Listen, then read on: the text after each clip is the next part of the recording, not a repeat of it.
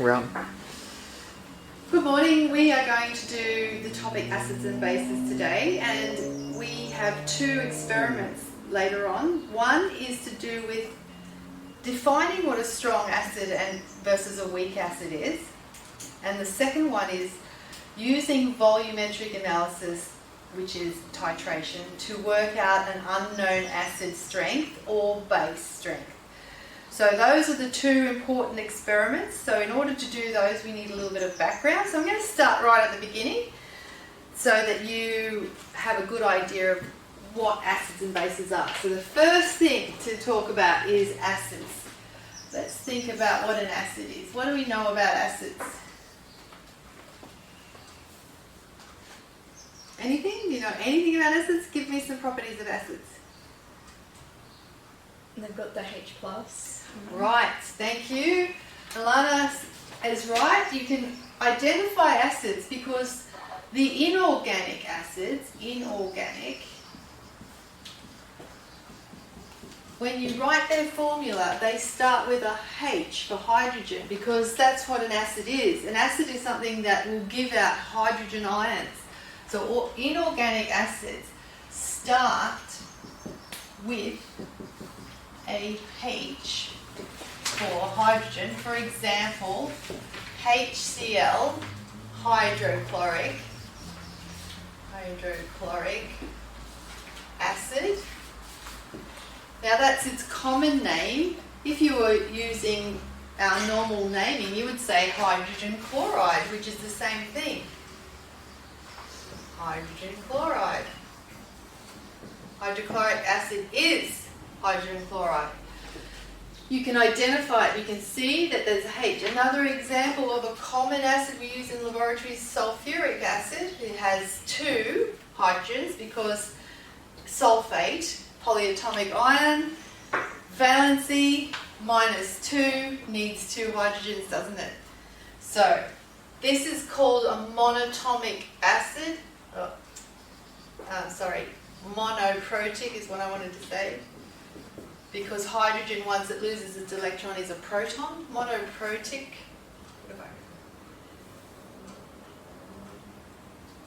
Acid. And this one is called a diprotic acid because it gives off two. So this one, sulfuric acid. Or you could say dihydrogen sulfate. Okay, acids. That's what they look like, the inorganic. We also have organic acids. Organic acids are a little bit harder to spot because they are made up of carbon and hydrogen. So they normally end with a COOH if they're writing it as a structural formula. So for example, vinegar, you can write it as this, CH3, CH2. Oops, hang on, let me draw it. It looks like this structurally. Yeah, so I didn't need that.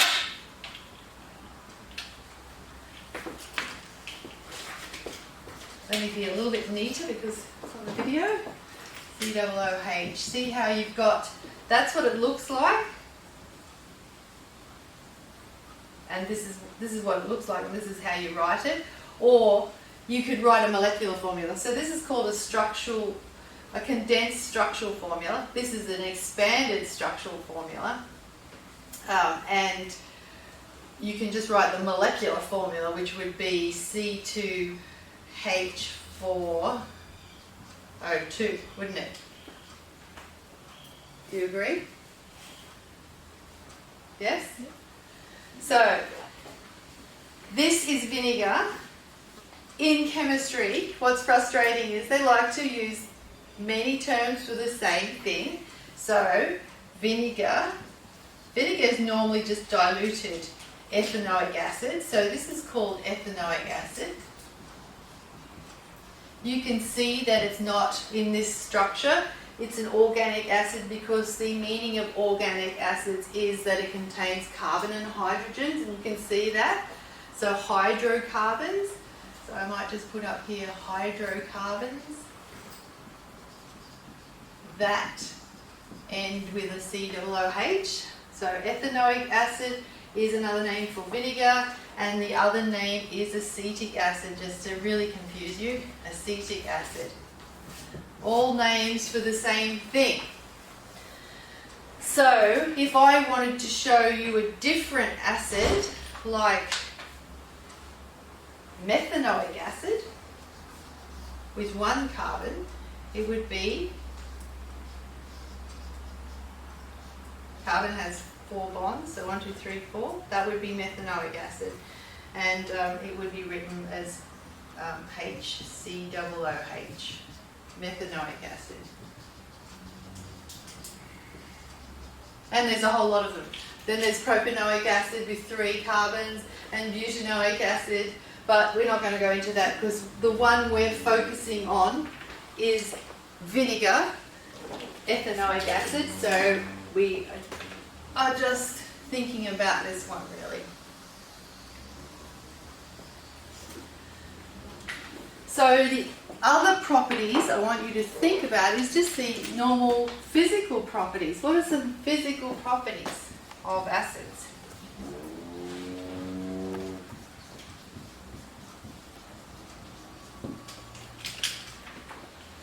Physical properties, come on. Acids. They like dissolve things? I don't know. Oh yeah, it's good. They're corrosive. They are. You've got to be very careful with them because that H plus is so, it's a free radical. It really wants to become stable. So it hooks on to anything that it can to become stable because at the moment it's highly charged and it makes it very corrosive. So yes, you're right. What about, we know some acids. Lemon juice is, what's lemon juice got in it? What sort of acids? Citric, very good. What else? Vitamin C, what's the other name for vitamin C? Ascorbic acid. And then there's the acids that are in apples, malic acid, and then there's the acid that's in milk, lactic acid. So all those acids, what do we know about them? We can eat them. Vinegar, what do we know about it? Are they usually bitter or sour? Sour, yes. Sour tasting. Now, of course, you're not going to taste hydrochloric acid. Sour. What I wrote, souring. Sour. Sour tasting. What else? What else do we know about them? The corrosive. Anything else? We know, if you know what pH is, we know they have a low pH value. Okay, that will do. So there's that's what we know about acids. We are going to do a board of bases and then we're going to have a little break while the board is clean. So I'll just flip this. We're going to do bases now. So let's see what we know about bases. Firstly, what are they? What are bases? How do you define a base? Anyone know? Opposite to an acid they are. But if you want to tell someone what a base is, you would say a metal hydroxide or a metal oxide. But there are others as well, but that encompasses a lot of them. So, example, sodium hydroxide. It's a common one, and that's the one we're going to use in our titration. But, you know, potassium hydroxide, and then there's sodium oxide, and there's, what's another one? Barium oxide. Like any metal oxide or hydroxide is a base. Of course, this is the one we want to become familiar with. because that's the one we're going to use, and that's the one you probably have heard of before. So metal hydroxides. Now, bases have similar properties but in the opposite way. So bases are very corrosive as well. Very corrosive because they're very reactive. Very reactive, they can be very reactive, and therefore corrosive. The part that's acting as the base is the OH ion, a polyatomic ion called hydroxide. Very good. You've got to know these off by heart, and you can see why. I keep giving you good examples of why you need to know them off by heart. Hydroxide, that's a hydroxide polyatomic ion.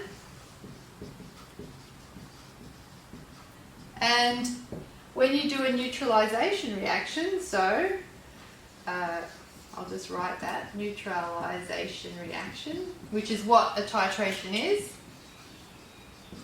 You have an acid, and you know this one because I've asked you all week to learn these. Acid plus base gives Salt and water. salt and water, very good. See, it's neutralizing, so water, neutral. Salt and water. So example, HCl, common acid, common base, sodium hydroxide, gives NaCl that you put on your dinner at night plus water. And that should be balanced. And you would put your states in. Aqueous, aqueous, aqueous. What do we write for water? Liquid, very good. So you can see, Stuart said opposite to an acid. Yes, they neutralize acids, and they do because, go right up here, the acid is supplying a H+, if we're just going to do an ionic equation. The base is supplying a hydroxide ion, and you add those together, and what do you get? Water. So that's what's happening if you take the spectator ions out. We talked about that already. So sodium and chloride in this instance are spectators. They're not doing anything. They're not changing. Remember how I said in aqueous, this is just sodium ions floating around and chloride ions floating around? Well, that's what they're doing over here in their aqueous form, so they're not changing at all. So this is the active part of the neutralization. That's what's happening. So bases, what are they? You know what they are now. We have to discuss properties. We've done a little bit of properties. Properties, physical properties. Tell me some. So, You have a soapy feel. soapy feel, very good. Soapy feel. If you get some on your hands, I've told students to be careful because they're corrosive and you don't want to get some on your skin. But students being what have I done? What's wrong? Students being students want to test out everything you say all the time. So they get a little bit on their hands and they're going, this is not corrosive, it actually feels like soap. And actually sodium hydroxide is an ingredient of soap. And I'm going, no, that's actually your skin coming off and sliding on itself. And they go, oh, and that's what is actually happening. They feel soapy because they're wearing your skin off and it's slipping around. So corrosive, and they have, what sort of pH? A high pH, yes. High pH, which we're going to talk about. So acids and bases, there's the basics. Now I'm going to flip the board and we're going to talk about strengths of acids and bases. Very important for our first crack because that's what it's about. It's about testing the strength of acids actually. You're not going to worry about bases, but the same concept for the base. I've got to move forward so I don't hit the very expensive smart board behind.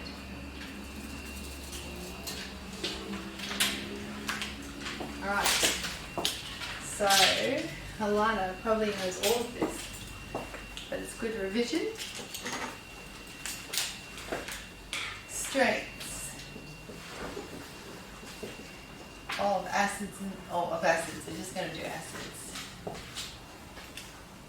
but it applies to bases as well. So up until now, we've never sort of mentioned the fact that reactions sometimes don't go to completion. We've always said, okay, here's an example. Hydrochloric acid will break up to, in water, when you add water to it, put the water over the arrow, in this case, will break up to form H plus ions and Cl minus ions. And that is actually what happens. If you put hydrochloric acid into water, there is no more of this left. All of them, it fully ionizes into H plus ions and chloride ions. Now there's another way of writing which is more correct. This is, you know, chemists like to abbreviate everything. So let's write the longer winded version so that you can see what's actually happening. So hydrochloric acid plus water, liquid, goes to, now so what happens is the H plus ion comes off and is highly attracted to water. Why is it highly attracted to water? We talked about waters being very special. Do you remember? No? Water's really polar. Do you remember I drew a picture of a little Mickey Mouse head? Water, oxygen, the hydrogens. So even though it's neutral, the oxygen drags the electrons away from the hydrogens and this becomes negative. It's really highly polar, like a little magnet. Water molecule? Yeah? So, little magnet sitting here, the hydrogen wants to move around, so it joins the magnet. So you get H3O. What's this called? What's that ion called?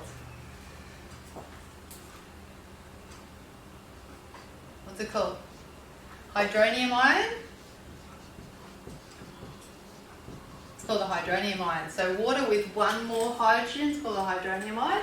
And what do we got left? What's the only other product? Chlorine.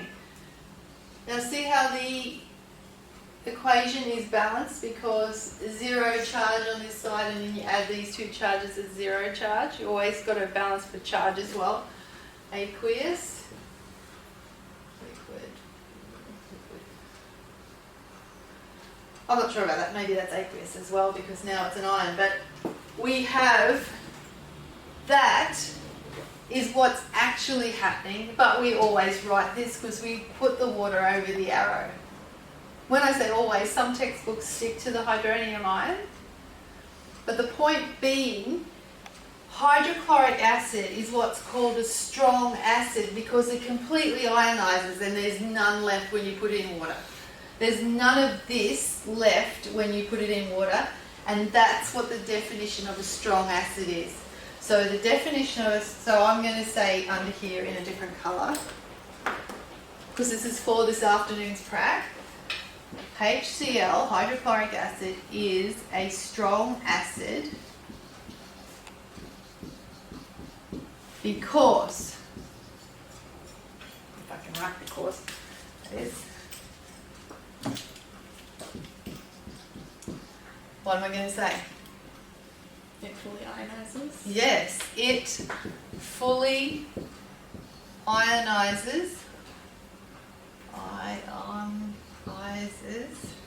in water. And another way of saying it, which I'll put in brackets, the reaction goes to completion.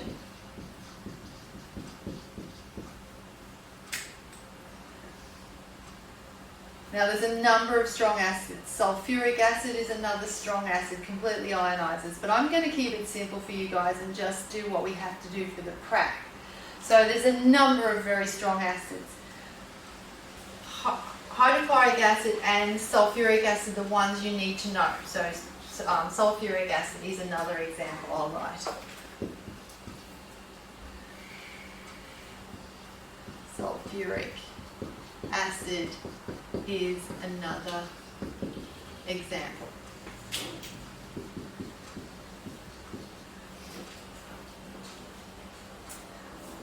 Now we'll look at a weak acid. A weak acid is one you can consume on your dinner and on your salad. So who could name a weak acid?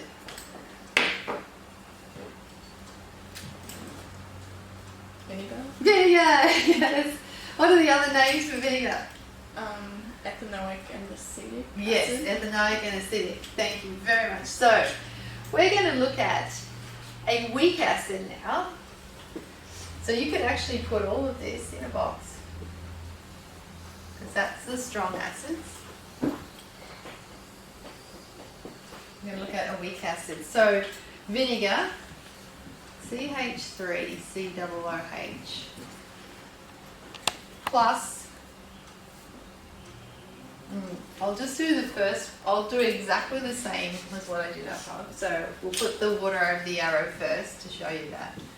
So when you put vinegar, aqueous, into water, it ionizes, because that's what an acid does. It loses its hydrogen ion. That's what all acids do. So you get whatever you're adding to this. This is it ionizing. Aqueous, aqueous. Except that it doesn't all ionize. In fact, hardly any of it ionizes. That's why we can put it on our dinner at night. Otherwise, it'd rip our esophagus out, and we wouldn't have any stomach left. So, when you're consuming vinegar, you're consuming it as a harmless molecule that hasn't got a charge. It's not a free radical. It's not going to rip other things apart to become balanced. This is, or mainly this is, a very dangerous situation. So, in vinegar, I can redraw this arrow, and will, to say that only a little bit goes forward and a lot stays back. And this is what's called an equilibrium reaction. Because in an equilibrium reaction, unlike up here, you put this into water, you only have this, that's it. In an equilibrium reaction, you have some of this, and some of this, all floating around. But in this case, if you look at the arrows, you have mostly this with a little bit of this. So this would be 99% of your solution, and this is only 1% of your solution. Hence, why it has a very high pH when you compare it with this. It has a higher pH, more towards the basic end, towards neutral. So that is why. And you can rewrite it in this way as well. So you write CH3COOH plus water. Whoops, plus water. Come on, brain. Still the same arrows, so a small arrow forward and a large arrow back. CH3COO minus, but what are you going to write over here? What's the other product of that reaction? The hydronium ion. Very good, the hydronium ion with a plus. Aqueous, aqueous. So they're the same thing. They are the same thing. Everyone understand that? These two reactions, I'm giving you two alternatives for the same thing. Weak acid. Why is it a weak acid? You're going to help me write it. So, acetic acid, ethanoic acid.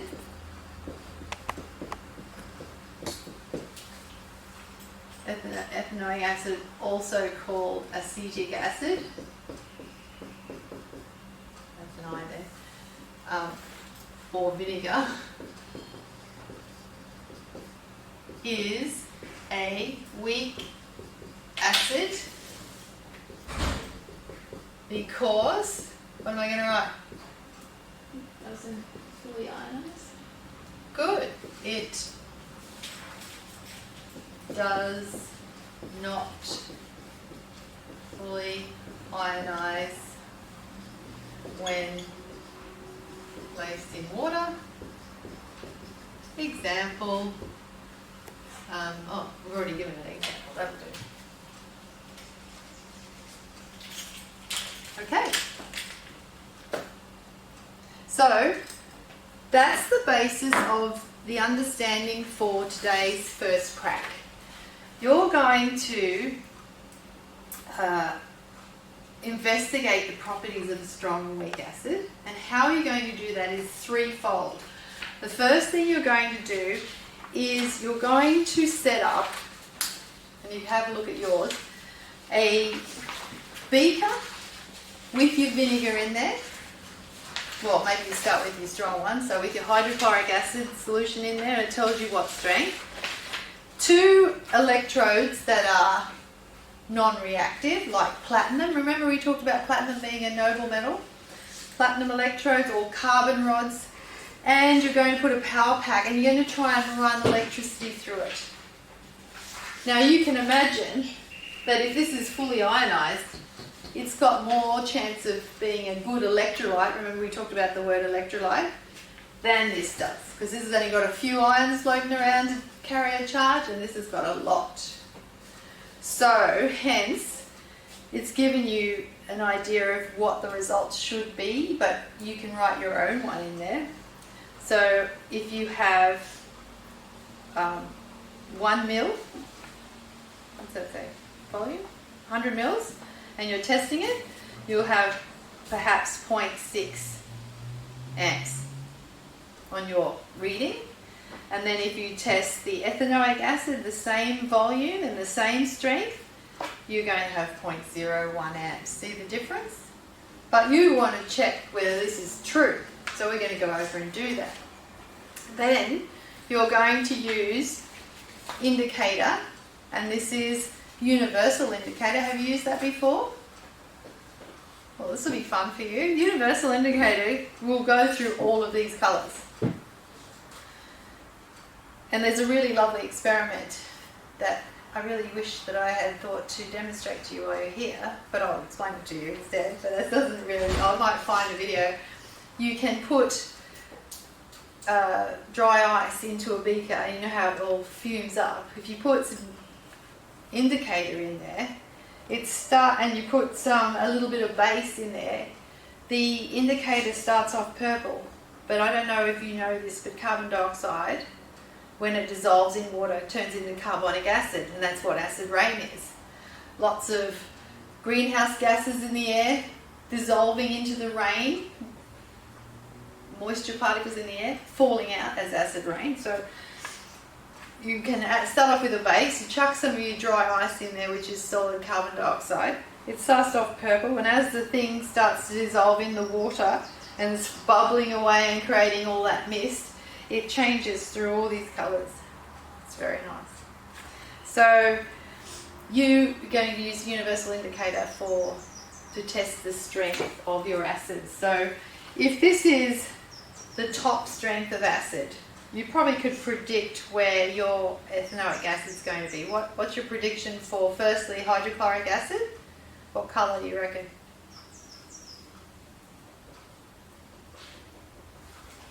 Have a guess. Hydrochloric acid's in your stomach. What do you think? Red to orange. Red to orange, okay, because you can see the pH up here.